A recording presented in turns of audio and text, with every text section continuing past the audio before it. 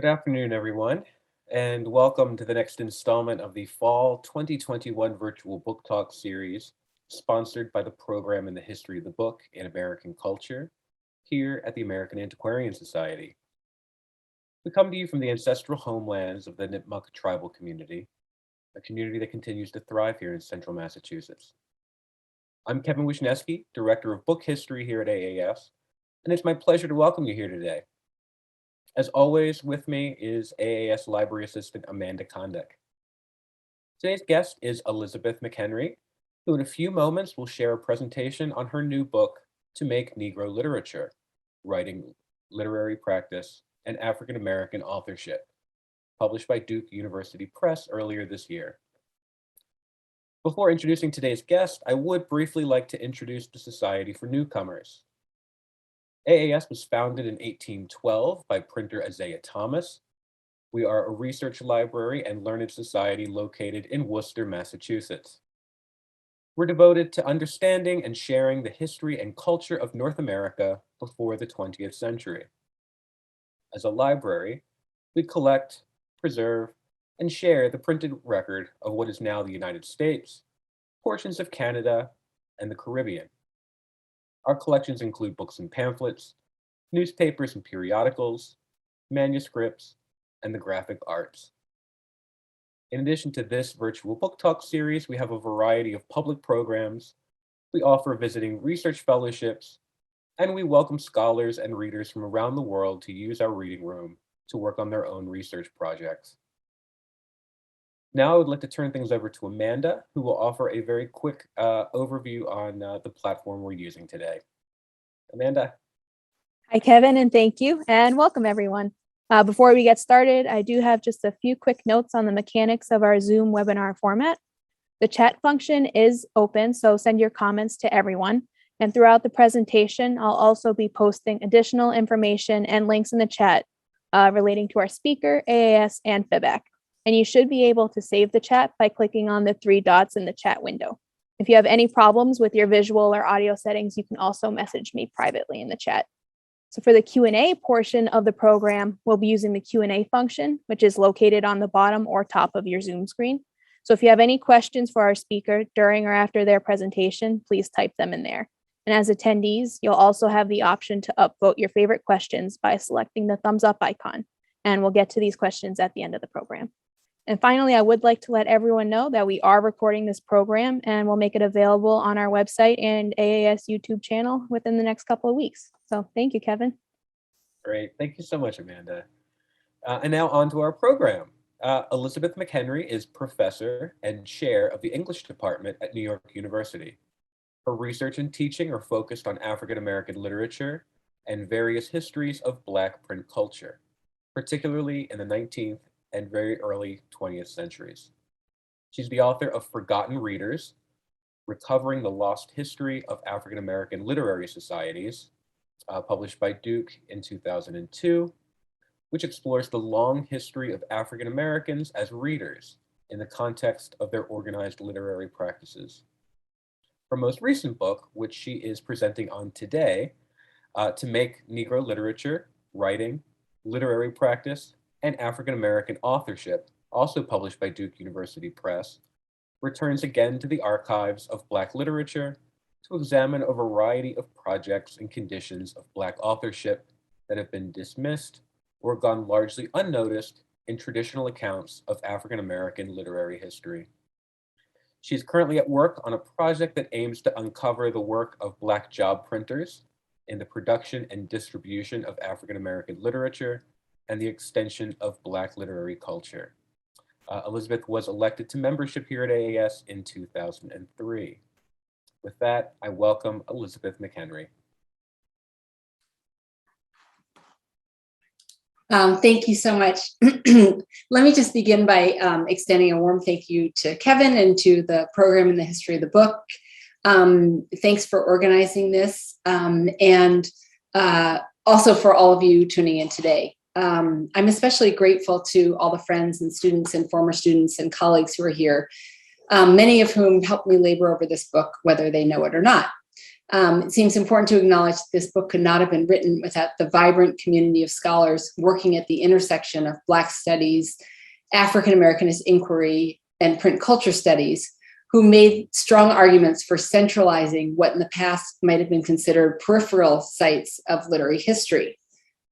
My work's only been possible because other scholars have effectively shifted our attention from Black literature to Black print, because archivists and librarians have made the archives of Black print culture more readily accessible than ever before, and because I've been challenged by my peers to work in slow and meticulous ways with bits and scraps of information rather than move rapidly on to projects that seem easier or are more firmly aligned with familiar narratives of Black literary practice. It's a real honor to do this work, and it's an honor to be working alongside so many amazing scholars of Black print culture. Despite the fact that it's now in print, there's still plenty of things about this project to think about, to rethink, and to think through. So I hope you'll think with me today and as you work your way through the book. So at its core, hold on. Whoa, that's a big screen. Hold on one second. Gotta figure out where my talk is, because it disappeared. Okay, we're back. At its core, to make Negro literature is about a pivotal era that we often lament as the nadir of race relations in the US, when I argue that the infrastructure for African-American literary tradition was built. My study is guided by the kinds of questions that Black literary practitioners were asked at the very moment that a modern understanding of African-American literature was taking form. How should that literature be defined and structured? And what were its proper parameters, practices, and subjects of attention? What were the viable venues for its publication? And what was its intended readership? How was authorship imagined and pursued? And in what ways was it compensated? What, in a word, was Negro literature? To write this book, I looked at a series of unrecognized and underappreciated sources of literary practice and the enormous labor that went into the making of what was being conceptualized as Negro literature, to map out a moment in literary history that I argue resists being written. What I focus on is not what appears on the surface of this literary moment, its most visible texts or authors, but those elements of Black literary history that speak in a different register to the incoherence of African-American literary culture at the very moment of its capitalist modernization. Today, I'll flesh out some of the contours of the work the book does by giving you a sense of how this book came into be, to the interventions that I think it makes, and then I'll give you an overview of what I do across the chapters. So in many ways, I began to think about this book before I finished my first book, Forgotten Readers, which, as Kevin said, was about the organized literary activities of Black people between 1830 and 1940. One of that book's chapters is focused on what I call the literary activism of Black club women and the ways they centered their work in and around reading and various forms of print. To write that chapter, I spent one summer immersed in the Mary Church Terrell collection at the Library of Congress, and this is a picture of Terrell herself. This was in many ways my first deep dive into the archives, and I loved the experience of working at the Library of Congress, including the locker, sign-in, pencil, and wait process, because after all of that, I got to spend the day sifting through the remnants of Terrell's life and work. At night, I would come home and talk to my grandmother about Mary Church Terrell, a woman whose tremendous visibility and accomplishments made a huge impact and lasting impression on Black women in Washington, D.C., at least women of my grandmother's age. It was my grandmother who filled in the gaps in the archive by telling me of the aura that surrounded Terrell, of her visibility and her presence. Terrell played a relatively small role in that book, but her experience as a writer and as an archivist of herself, and maybe something about my own experience learning about archival research, stayed with me. Slide, please. Terrell's manuscripts, what also stayed with me as I moved from place to place and to and through other projects was an enormous box of photocopies, which included drafts of short stories Terrell had written and cover letters through which she introduced those stories to editors of the nation's top literary magazines when submitting them for consideration. That box also included countless letters from the editors in response to her stories. And these letters of rejection, and they were all letters of rejection, led me to wonder about the distance between Terrell's apparent success as an activist and her failure as a writer of fiction. Her stories looked to me like an important part of the historical record. And yet failure, or the aborted, the thwarted, and the unfinished, is rarely the subject of literary study. And literary history seldom privileges the unsuccessful, whether in terms of writers and texts never recognized by publication, or projects that remained incomplete or unfulfilled. Terrell herself blamed her failure as a writer of short stories on the fact that she did not live in what she called a literary atmosphere. I wanted to linger in that atmosphere, to worry the meaning of this phrase and sentiment, to make visible on a granular level exactly what Terrell's literary atmosphere, or lack thereof, looked like. Slide, please. To do this, I turned my attention to a particular historical moment, the years that tightly surrounded the turn from the 19th to the 20th century. Scholars have tended to think about of the literary created in these years as part of either an extended understanding of the New Negro or Harlem Renaissance, or as contained in an even wider postbellum pre-Harlem interval that runs from 1877 to about 1915. My own sense was that this periodicity had allowed us to bypass the specificity, the particularity, the texture, and the detail of the intervening years. In Terrell's case, without lingering on the years that surrounded the turn of the century, how could we recognize and come to critical terms with those aspects of literary culture she recognized and most readily identified with, that defined her own life and her assessment of that life? At its earliest conception, then, the book was imagined as two things. The first, a series of case studies that would begin to illuminate the quote-unquote literary atmosphere of this particular moment. And the second, a methodological inquiry into how scholars might look for and begin to conceive of literary history in time periods and situations in which it appears to be absent. The generation of literary practitioners that animates my study experienced the promise of Reconstruction, but they matured intellectually during the years that saw the loss of civil rights, the erosion of Black political leadership, and the rise of lynching and other forms of anti-Black violence, the systematic disenfranchisement of Black voters, the legalization of segregation, and the normalization of patterns of racial discrimination. By 1896, the Supreme Court decision in Plessy versus Ferguson gave legal confirmation to what was already social fact, that the full rights of citizenship would remain elusive for Black Americans, and that racism was becoming even more deeply embedded in American culture. It would become even more so in the early 20th century, as Jim Crow laws expanded, white supremacist groups flourished, and racial violence in the South drove Black Americans to seek refuge in northern cities. So my analysis in this book on texts, authors, and literary projects that for various reasons could be considered failures was dependent on coming to terms with the fact that in this atmosphere, almost everything that Black people did or tried to do was supposed to fail. The fact that Black Americans were deemed by whites to be incompatible with intellectual life serves as a reminder of the queerness of Black life during Jim Crow. Black people were, to say the least, cast out of straight time's rhythm, to borrow Jose Munoz's phrasing. Excluded from American social, cultural, political, and intellectual institutions, Black Americans' literary and intellectual efforts during this time must be seen as a remarkable record of their rejection of this positioning.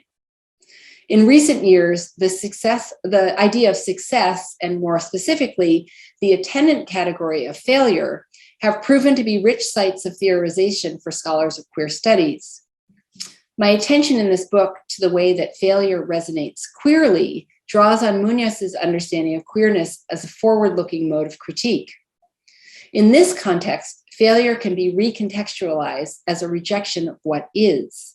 In Munoz's words, it's a manifestation of a brilliant offness that is not so much a failure to succeed as it is a failure to participate in a system of valuation that is predicated on exploitation and conformity. To see failure in this way allows us to see the ways that Black literary practitioners productively occupied failure, because it was a way to audaciously reject and refuse the place assigned to them and the disrespect shown to them in their intellectual lives. The perception of failure I work with in this book suggests the importance of reevaluating those texts, genres, institutions, and forms of authorship that we have dismissed as unsuccessful, unproductive, unconventional, anomalous, or irrelevant, because they are an archive of the queer literary practices through which Black Americans rejected a system of racial categorization that deemed them socially intolerable, intellectually inferior, and politically unqualified. What the series of texts, projects, and practitioners that I turn to make Negro literature make visible is the unsettledness of the very category of Black literature in the years between 1896 and 1910, even to those working in the field. Many of these are now largely unfamiliar or discounted in importance, but I argue that, taken together, they begin to reveal African American literature's workspaces and its working conditions, the very atmosphere, as it were, in which Black intellectuals and would-be literary scholars found themselves. What I attend to make Negro literature is those literary projects and people that laid practical and conceptual groundwork for African American literature and for the transmission of literary culture that lie just below the surface of the known world of African American literary history. The book answers a series of important questions. What kinds of writing and conditions of authorship have underwritten what has been valued as African American literature? What sorts of investments stand behind the most visible literary productions, and what kinds of interactions played supporting roles in the era's literary landscape? In what structures can we see the intellectual bases of literature and literary culture taking shape?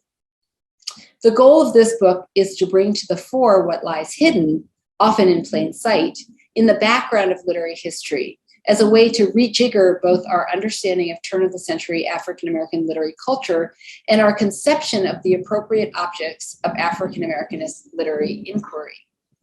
In doing so, the book intends to expand the scope of literary studies, but it also intends to rectify our own scholarly neglect. We have dismissed as unworthy of attention certain kinds of productions, texts and events that are not lost then, or even particularly forgotten, but disregarded. Slide, please. I focus on 4 such projects in To Make Negro Literature. First, on books sold by subscription, then on forms of print long considered reference tools rather than genres of any literary value in themselves, then on forms of authorship that are today disrespected, and finally, on writing that simply fails to appear in the venues we think of as publication. So the book begins with an assessment of the enormous and heavily illustrated books on Black history and progress that were sold by subscription throughout the South and the Midwest around the turn of the century. Slide, please. The books with titles such as The Afro-American Encyclopedia, Progress of a Race, 20th Century Negro Literature, and A New Negro for a New Century provide a lens through which to see 3 things. The first is perhaps the most important. These books allow us to see a readership that literary history does not yet adequately acknowledge. It's unsurprising that much of what we know about early Black readers and Black print culture is centered in the urban North, where before and after emancipation, Black Americans had greater access to education and to the materials that advanced both literacy and literary culture than did Black people in the South. It has proved far more difficult to illuminate print and literary cultures across the South, where Black people generally enjoyed fewer privileges and had less access to education. The books I explore illustrate the kind of reading material that was dismissed by highly literate people, but embraced by the less literate. One of the things I argue in this first chapter is that these books stand as important evidence of the ways that literacy and indeed literary culture was extended, developed, practiced, and supported in Black communities across the South and into the Midwest. The second thing these books make evident is related to the first, and that is how for Black Americans, books emerged from and also replicated other institutions of learning and representation. Slide, please. Specifically, I look at how the books resemble the design of the 1895 Atlanta Exposition's Negro building and how they came to take the place of schools as sites of learning. That is, they provided a framework and sequenced curriculum through which Black Americans found subjects of study not available to them in any formal educational setting. They were resources with the potential to move their buyers beyond the basic language skills taught in classrooms toward a greater command of literature, toward an understanding of the literary as a source of pleasure and power, and towards an appreciation of the importance of both Black studies and Black study and Black studies. I call these books school books because that's what they were to their original buyers. And I trace the way that they highlight a tradition of Black self-education that must be accounted for alongside industrial education and higher education, the two modes of education that are most widely associated with the turn from the 19th to the 20th century. Slide, please. Finally, the chapter illuminates a mode of selling books by subscription long associated with cheap and gaudy productions without literary value or intellectual worth. And this is the way, the slide you're seeing now is the way that books were actually sold. They came door to door by agents. And this is actually the sheet that would indicate the contract, really, that would be part of the selling process, where the seller would write down, the buyer would write down the name and address and the kind of binding that they wanted the book, what they wanted the book to be bound in. If you turn the slide, please. While better books might have been available in libraries or bookstores in the North, books sold by subscription by agents who traveled door to door were often the first and only books available to Black people living in the rural South and in the Midwest. And they established intellectual communities where we have assumed they didn't exist.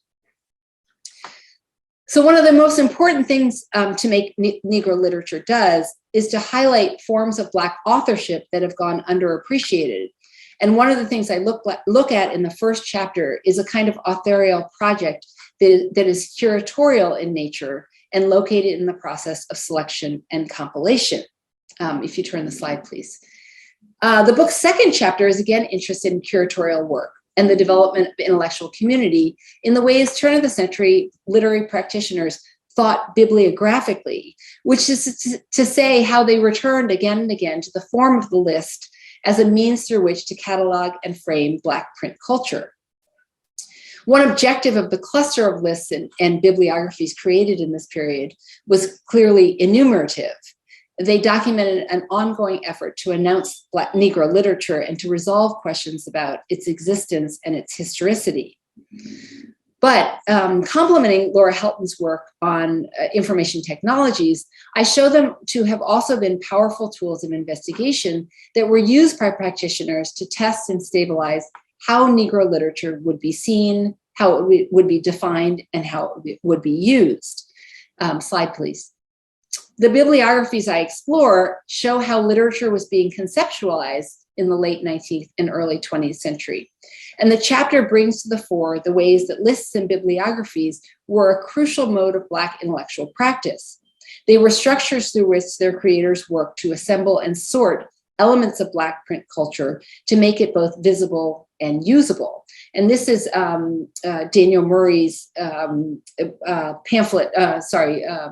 bibliography project that he put together for the Paris Exposition in 1900. If you could turn the slide, please. This is also from the same project, Murray's bibliography project. And this is how he accounted for the books. He made cards for each of them.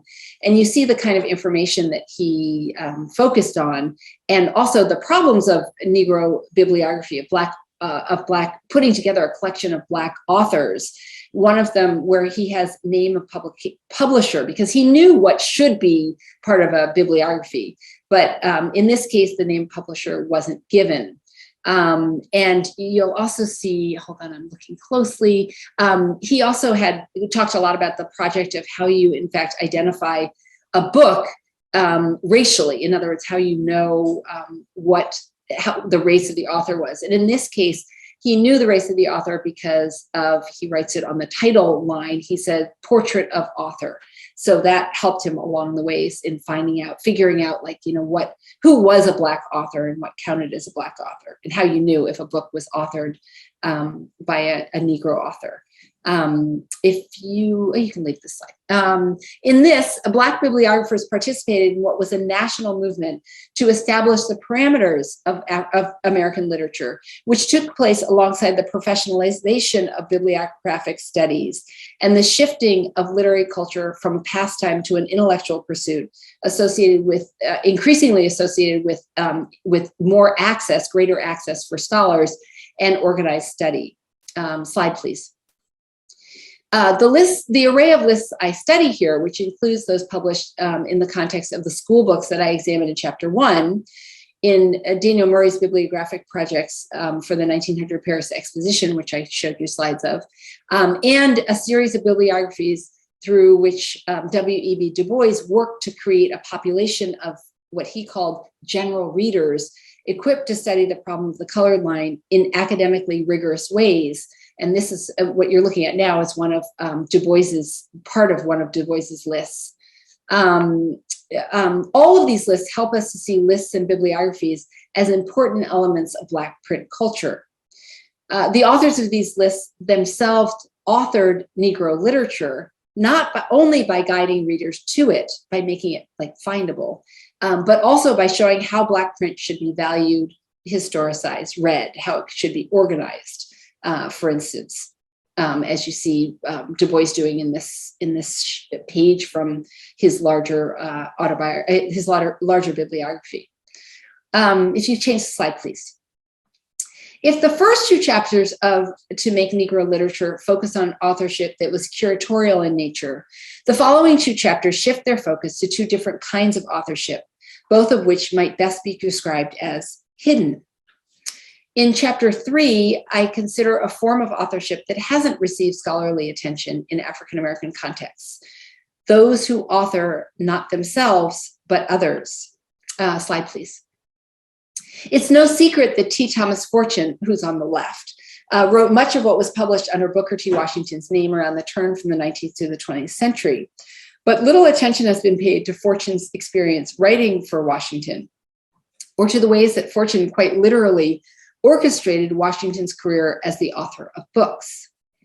The sheer number of books that Washington published between 1899 and 1901 reveals that book authorship, as opposed to, for instance, publication in newspapers or periodicals, was high on Washington's agenda at the turn of the century.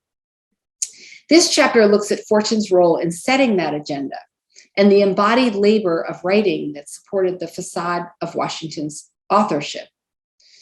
Fortune's career as an important Black journalist is well known, but both his vision for Black literature and his dogged crafting of Washington's image as a leader, whose ideas he believed needed what Fortune called permanent preservation in book form, have been understudied. The chapter explores the way that Fortune worked to organize Black literary study by manipulating Washington's career as an author. As an author, Washington would give Black literary accomplishment a textual and a geographic center, as well as a public face. This was one way, Fortune believed, to define Black authorship and to negotiate its parameters. In the end, I argue, Fortune knew that it was irrelevant that Washington did not write what he authored. Through establishing for Washington a posture of authorial presence, he wished to protect the centrality of literature to Black leadership and to generate a public with interest in the kind of racial authority, the kind of information, and the kind of insight that literature could convey. Slide, please. So let me linger here for a second to take you one step deeper into this chapter of the book and to make what I think is an important point about both the work that I do in To Make Negro Literature and the sort of literary critical work that I advocate for in the book. When talking about Washington's work for when talking about Fortune's work for Washington, I resist using the word ghostwriter, which would have made you know exactly what I was talking about very quickly. And it's the word that's most commonly used to describe one who writes words that others claim as their own. I do so because it's a term that speaks too quickly to readers, describing for them an arrangement which they think they know.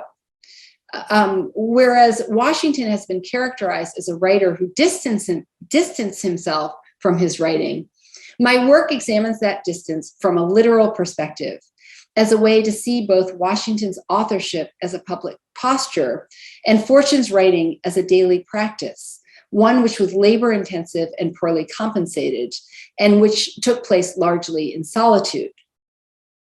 Fortune's work to make Washington an author included agonizing over his book titles, agonizing over the book's typeset and the typeface that was used, as well as their costs and how they were marketed. It included writing for Washington, but it also included monitoring and fixing what others wrote on his behalf.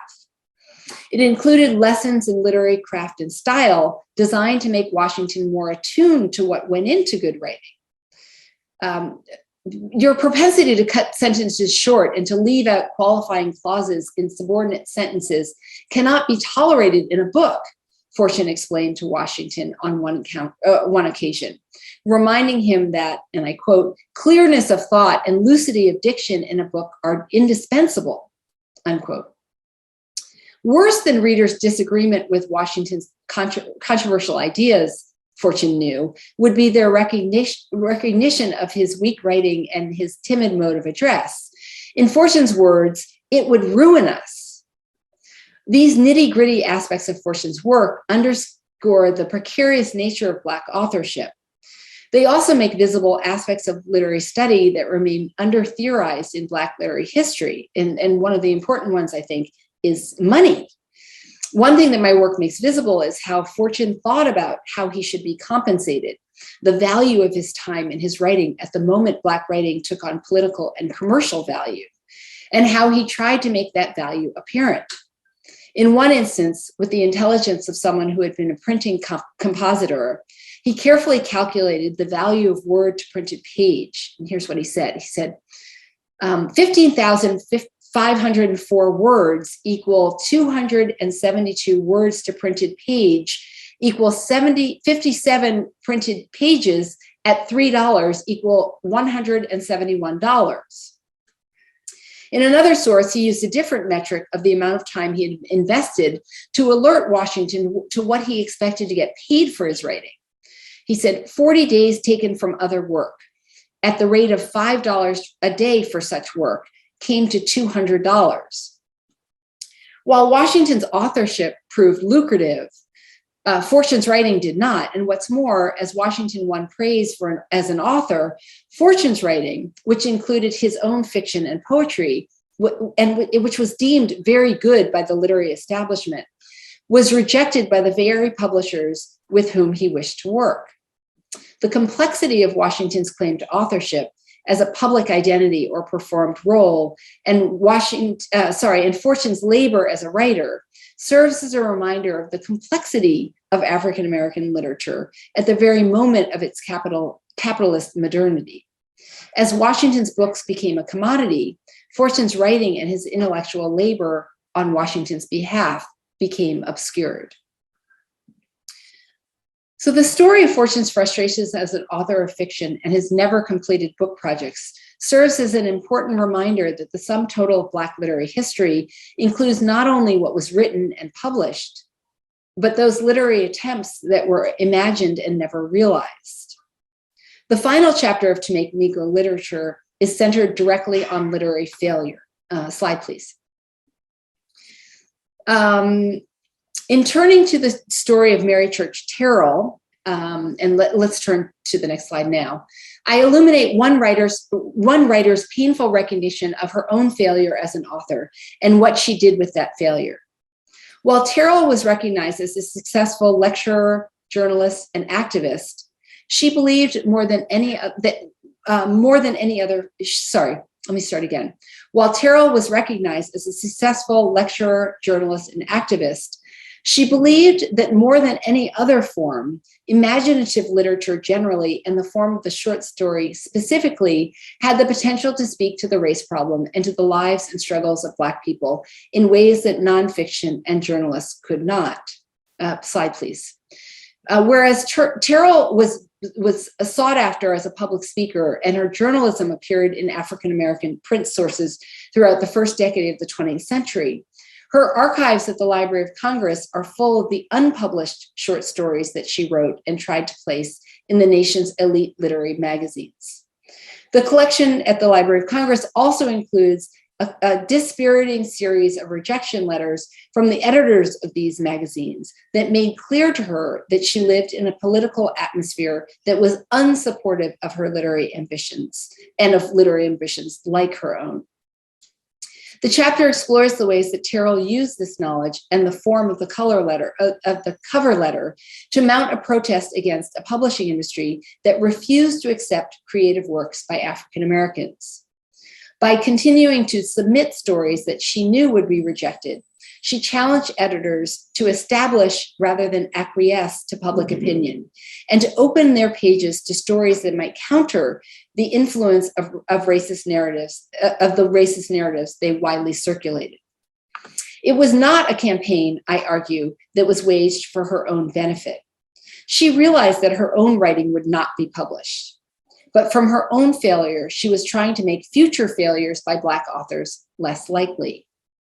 That she purposely saved these letters illustrates her decision to value, to preserve, and to curate materials that would give voice to her own understanding of the way that the literary marketplace worked for Black writers. The last slide, I think it is now. Thanks. Taken together, the stories that I tell in To Make Negro Literature begin to suggest the processes by which Negro literature was made. I use the word Negro in the title to both honor and acknowledge those consequential but under-recognized practitioners of this study, who thought of themselves as Negro writers and who considered what they were making in a wholly new and radical way to be Negro literature. To use their language is to restore to the historical record a hallmark feature of this particular moment in our literary history. It is crucial to understanding the literary atmosphere in which Negro literature was tentatively, haltingly, and laboriously made. By giving due attention to the anomalous, the discordant, the aborted, and the failed, alongside the published and the recognized, we will go a long way towards creating an account of literary history that more fully addresses the range of literature's locales and its frequencies. There are so many repositories of knowledge we have yet to account for. In shifting our focus, I'm hopeful that we will be able to set new terms for the critical appreciation of these achievements, of literary achievements, however flawed or unfinished, of our ancestors, while illustrating the sort of work that remains to be done to expand the map through which we see African American literary history. Thank you.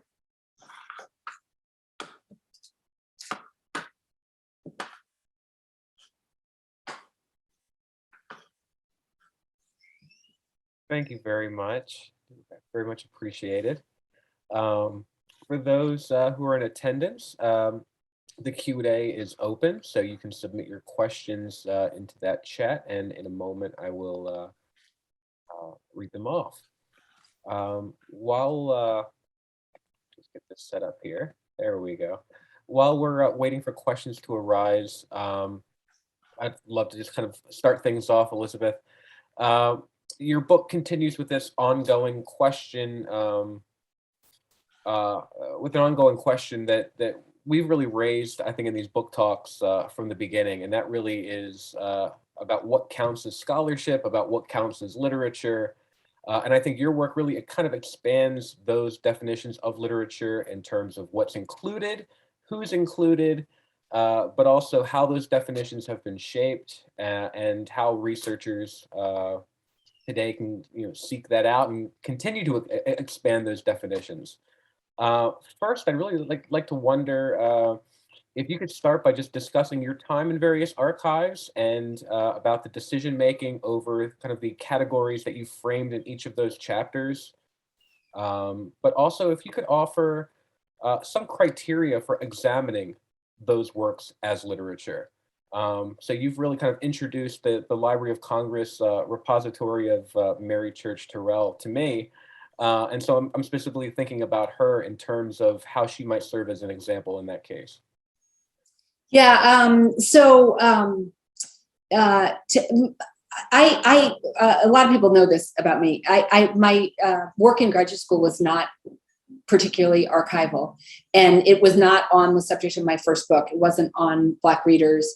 I did what are probably really interesting things in graduate school, but it wasn't what I ended up moving on to. And so part of what I always tell people is that that I really learned how to work in the archives by doing it. And that's really the way I work with my students as well, that on some level, you can't really know the archives. And more importantly, you can't really know how to make sense of what you see in the archives unless you're in there, unless you're combing through them, unless you're sort of seeing what you see. And so with the Terrell material in particular, I would say, the short stories that I saw, I mean, there was no reason to gravitate towards them. I wasn't even supposed to be looking at them. I was looking for something totally different. And so I think, that's one of the stories about, working in the archives, which is that you're always working, even when you're sort of sidetracked to other things. But the way that those stories struck me, I think was what stayed with me. And one thing I should admit right off the bat, and I talked about this a couple of weeks ago at a visit to Penn.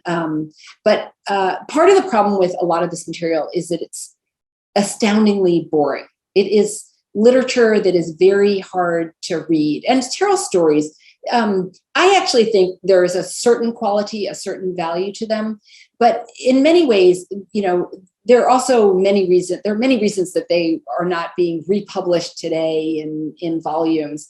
They're very didactic. They're very much in keeping with the kind of literature, with some of the formulas of literature. And one thing I talk about in the book, and this was true across American literature, generally the American literary marketplace as well, is that short stories at the turn of the century were hot commodities. And one reason that Terrell turned to them was because they were marketed as something that was very easy to write and very easy to sell. And so she turns to all these guidebooks that are being written on how to write short stories. And she follows the guidelines, to a T. So her stories are very much like a lot of other amateur story writers and even professional story writers at the time.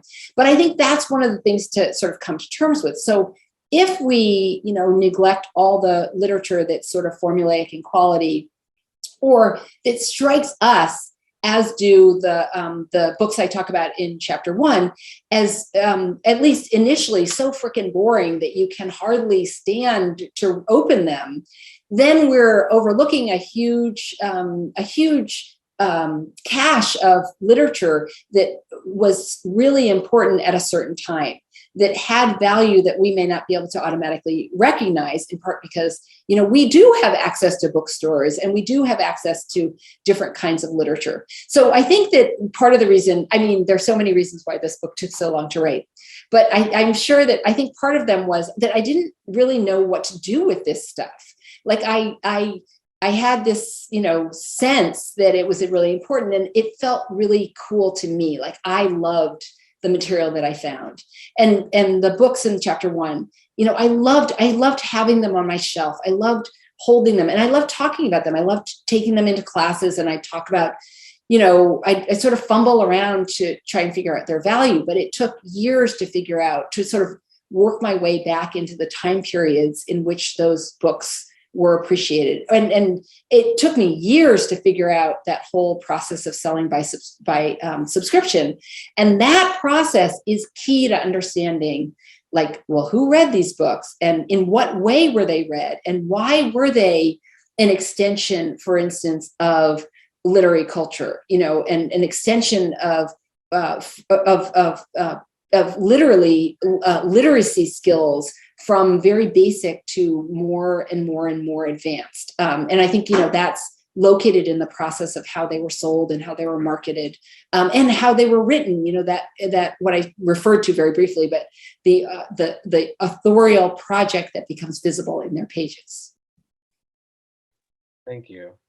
One of the things that I was really drawn to in your work was community. And I shouldn't say community, I should say communities, because there's a lot of different things happening. There's a lot of active players.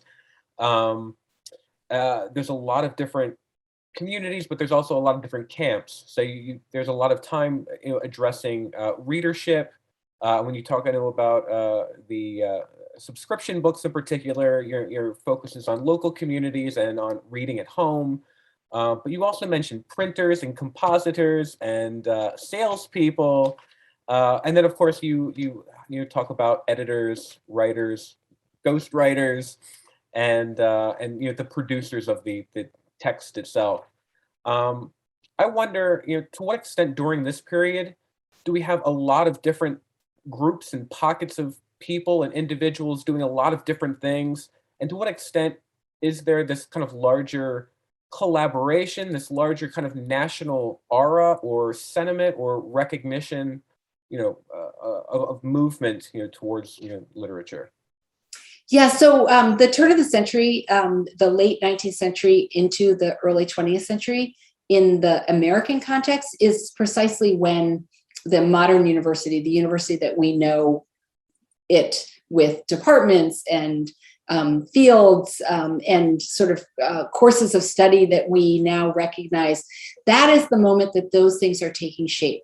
And so one of the things I argue and one of the things I talk about is the way that Black literature is taking shape along with that. And it's also it's also a moment of the culture of professionalism. It's when the library, the librarians sort of professionalize themselves, and libraries shift.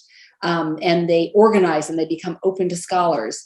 And it all follows, the movement of the modern university certainly follows the movement of the modern university in Europe, and particularly the German university, in the way that it becomes shaped into disciplines. So I do think that part of when I think about this as a moment where Negro literature is made, where the foundations of African-American literature are really laid, I think of it as part and parcel of this moment of organization, and this moment where there is a movement from a 19th century culture of literary arts and literary pastimes to one where there is a culture, a more shapely, a more determined culture of literary study. So I think that that's very much part of this. And I think the way you describe the communities, like the pockets of communities, I mean, in some ways, what my book does is it really traces out these pockets as they existed in things like subscription book selling, list makers, these little pockets of work that are being done. And I think I said this very briefly, but when I started writing this book, one thing that went through it the whole way, and I'm not sure if I would call these case studies now, but I really started thinking about it in terms of writing it, that the book was to be a series of case studies that showed, different sort of snippets of work in the 19th century, but that offered us a greater sense of what was going on to sort of complement, what we knew about Paul Laurence Dunbar and Charles Chestnut, and in some ways Booker T. Washington, the three major authors that sort of hit the mainstream publishing industry around the turn of the century. So that idea of like scenes and creating scenes, in some ways really translates well to that idea of sort of picking up on these pockets of literary study. And just to one final thing, and that is that this is part of why I advocate for like shrinking some of these periods that we talk about and disassociating for instance, what we think of as like the true Harlem Renaissance from like the period slightly earlier and this period slightly later. It's not about, creating all these new periods. It's really about, how, are we able to see these small pockets that it seems to me are so much a part of literary history, and certainly so much a part of where we as historians, as literary historians, need to go. Are we able to see them? Are we able to really see them if we are looking at these larger swaths, and particularly in the case of like something like the Harlem Renaissance, these swaths that we know so, that we think we know so well, that tend to sort of be to sort of pull our attention away from other things. I think you've begun to anticipate a question from the audience here, so I'm just going to start with this one. This is from Joycelyn Moody, and she asks, what does it mean for the pre-Harlem literature of slavery, from William Grimes to Pauline Hopkins, if we locate the origins of African-American literature circa 1900? Okay, so that's a really good question, and I didn't actually. I sort of planned not to go here, but I'm going to go here today.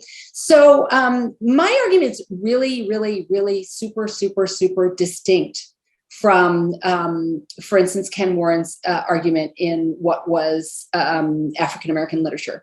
And one thing I always think about, part of the reason why I use the word Negro is because he doesn't use that word.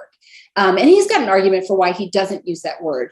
But from my perspective, what I am doing, I'm not arguing, I'm not really interested in, periodicity, and I'm certainly not interested in dislocating like a longer trajectory of African-American literature. In fact, I'm talking about a very different thing, and that is a particular moment in Black literature in the United States that lays the groundwork that is particularly interested in, that is particularly when the laying of infrastructure is particularly needed.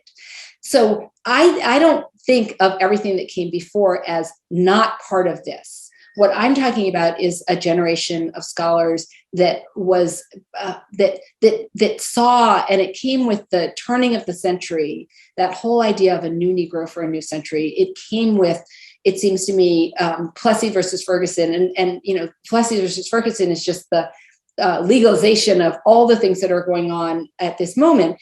This sort of urgency to this like reestablishing what Negro literature could be and what it could do, not as a way to, for me, it is not as a way to discredit what came before. In fact, part of so much of this movement, so much of this moment was really about ensuring that what came before was visible, right? That what came before was part of that what was going on now was part of a longer tradition.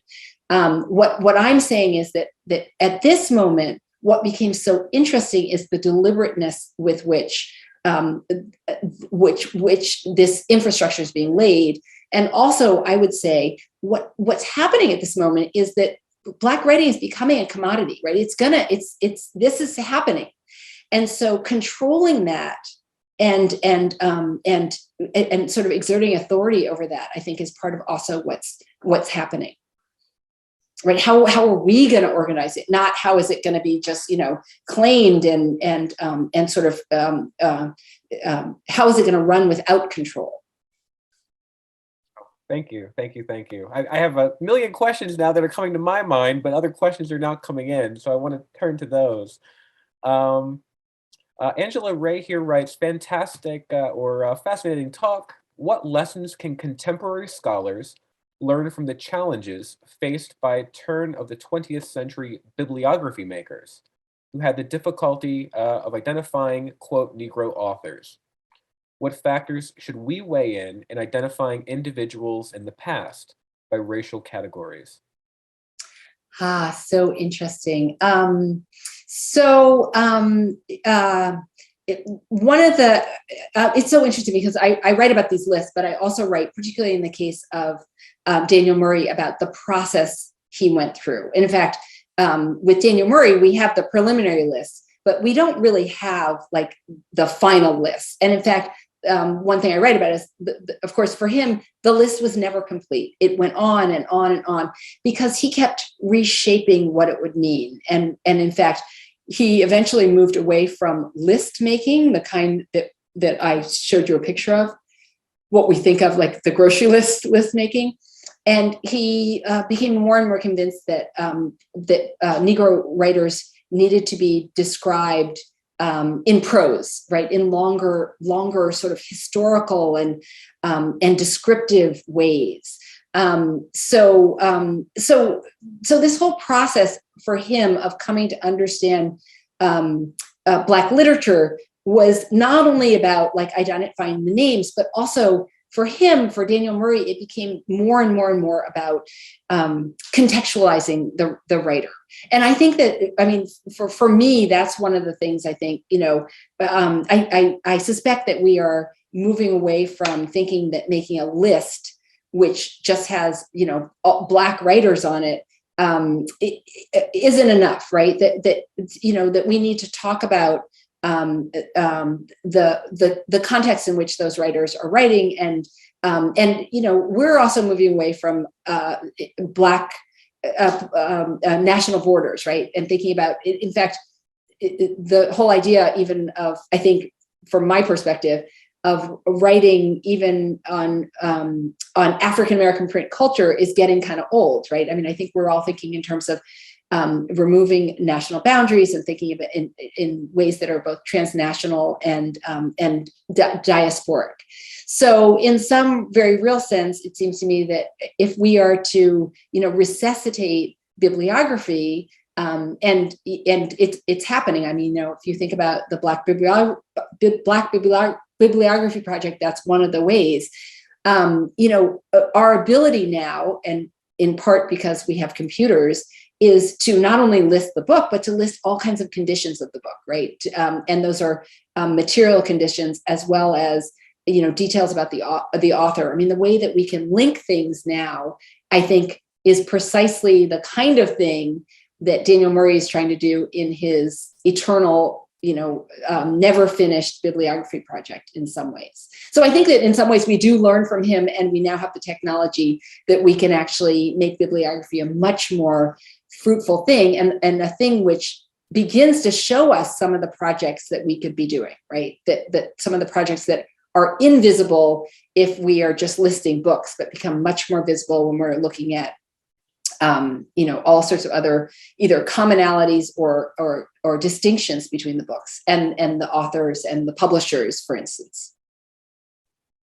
Great. I just wanted to add too that you do an excellent job in the book, kind of describing the materials that you're using, and in some cases, I know there's a passage on the canvassing book that actually shows some potential buyers, different options that they might have for purchasing in terms of binding and the like. So beautiful book.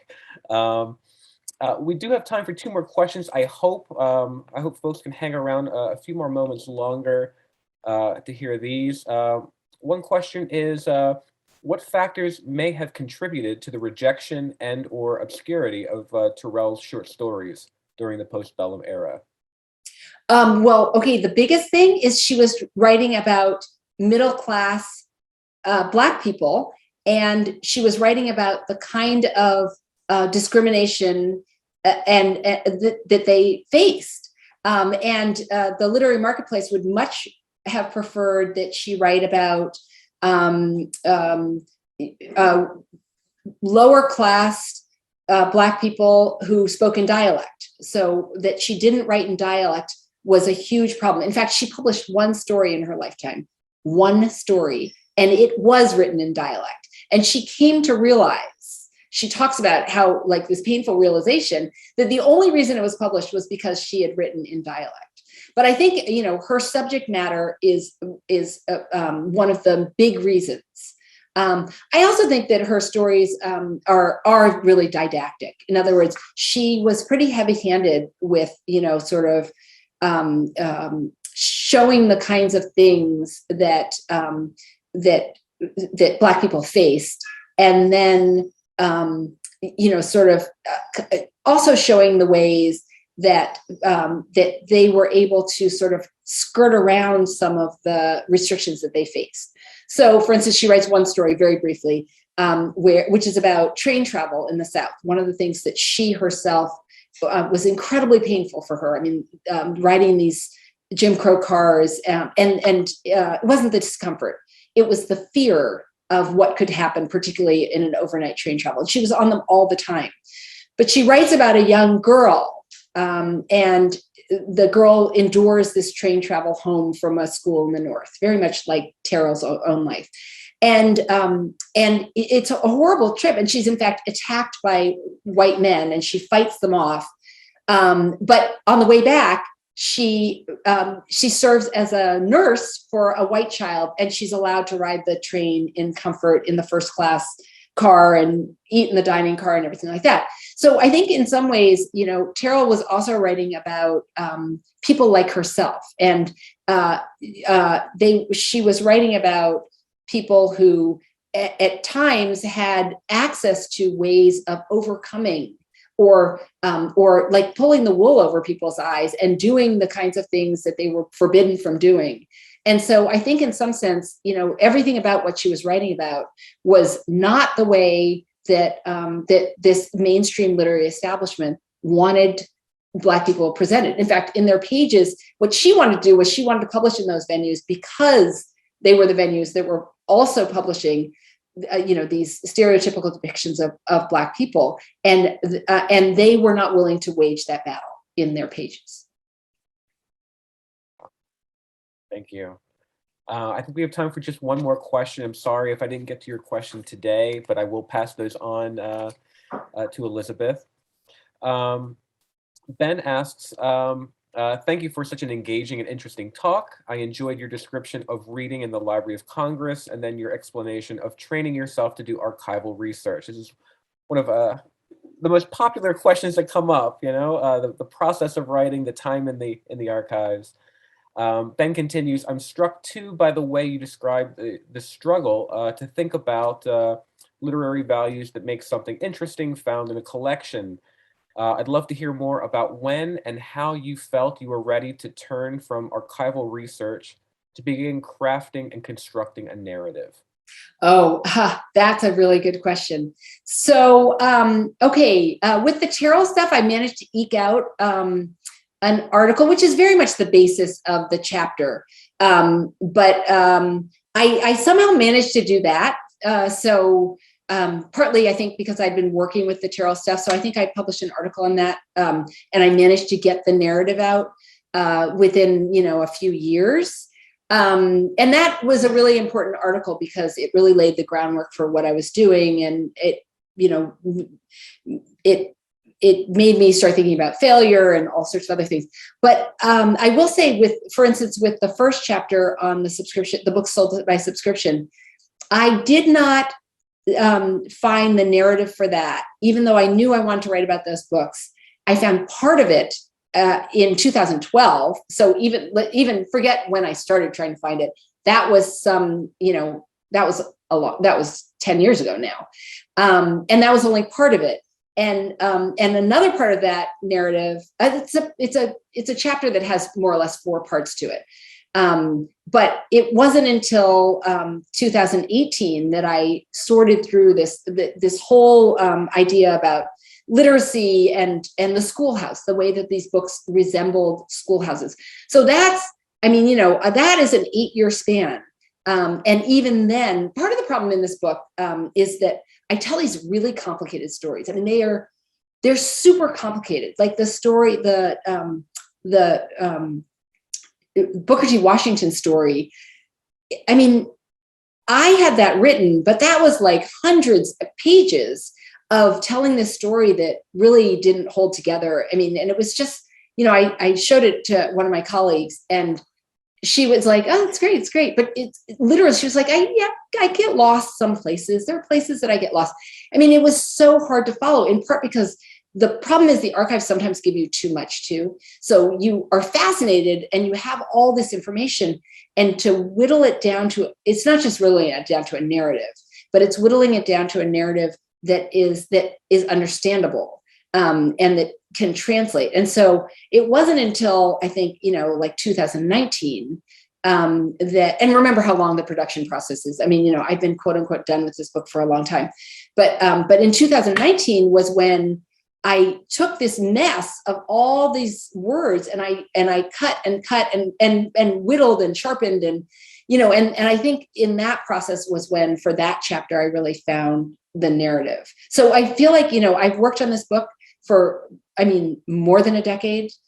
I don't want to tell you how long, but it was. But I had the gift of 2 full years, one of fellowship, one of sabbatical, and that's when I really found these narratives. So it was a really long process. And that's why I always tell people, at the risk of not wanting to dissuade people from doing this work, it takes a long time. So, but it's super fun. It's a beautiful note to end on. I think, well, that's what we'll conclude today.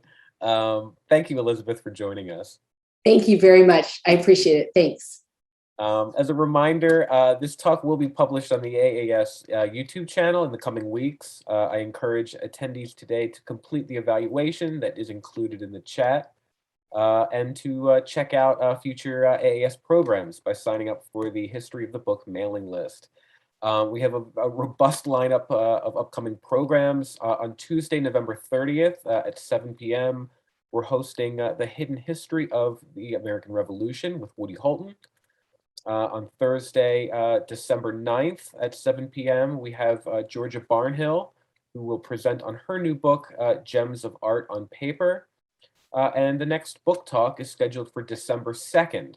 And that features Mark Rifkin, who will discuss his new book, Speaking for the People, Native Writing and the Question of Political Form.